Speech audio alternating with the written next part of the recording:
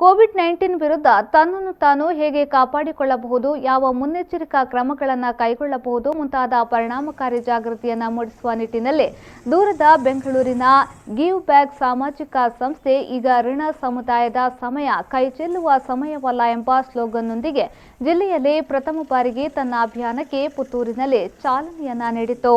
ಪುತ್ತೂರಿನ ನಗರಸಭೆ ಕಚೇರಿಯ ಎದುರಿನಲ್ಲಿ ಕೋವಿಡ್ ವಾರಿಯರ್ಸ್ಗಳಾದ ನಗರಸಭೆಯ ಪೌರ ಕಾರ್ಮಿಕರು ಹಾಗೂ ಆಶಾ ಕಾರ್ಯಕರ್ತೆಯರನ್ನ ಸೇರಿಸಿಕೊಂಡು ಅವರಿಗೆ ಸ್ಯಾನಿಟೈಸರ್, ಮಾಸ್ಕ್, ಕೈಗವಸುಗಳನ್ನು ವಿತರಿಸುವ ಮೂಲಕ ಗೌರವಿಸಿ ಎಲ್ಲರ ಮೆಚ್ಚುಗೆಗೆ ಪಾತ್ರವಾದರು.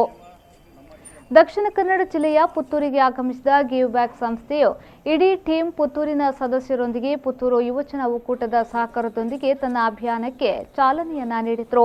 ಪುತ್ತೂರು ಶಾಸಕ ಸಂಜೀವ ಮಠಂದೂರು ಮಾಸ್ಕ್ಗಳನ್ನು ವಿತರಿಸುವ ಮೂಲಕ ಅಭಿಯಾನಕ್ಕೆ ಚಾಲನೆಯನ್ನ ನೀಡಿ ಮಾತನಾಡಿ 65,000 ಜನಸಂಖ್ಯೆಯ ಪುತ್ತೂರು ನಗರಸಭೆಯಲ್ಲಿ ಪ್ರತಿಯೊಬ್ಬರು ಅದರಲ್ಲೂ ಕಟ್ಟಕಡೆಯ ವ್ಯಕ್ತಿಯು ಆರೋಗ್ಯದಿಂದಿರಬೇಕು ಎಂಬ ನಿಟ್ಟಿನಲ್ಲಿ ಪೌರ ಕಾರ್ಮಿಕರು ತನ್ನ ವೃತ್ತಿಯಲ್ಲಿ ತೊಡಗಿಕೊಂಡಿರುತ್ತಾರೆ.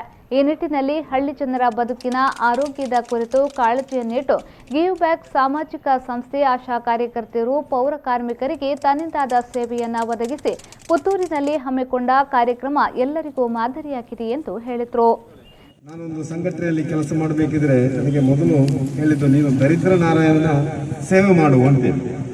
ಅಂದ್ರೆ ಸಮಾಜದ ಕಟ್ಟಗಡೆಯ ವ್ಯಕ್ತಿಯ ಬಗ್ಗೆ ನೀನು ನೋಡಬೇಕು ಅಂತೇಳಿ.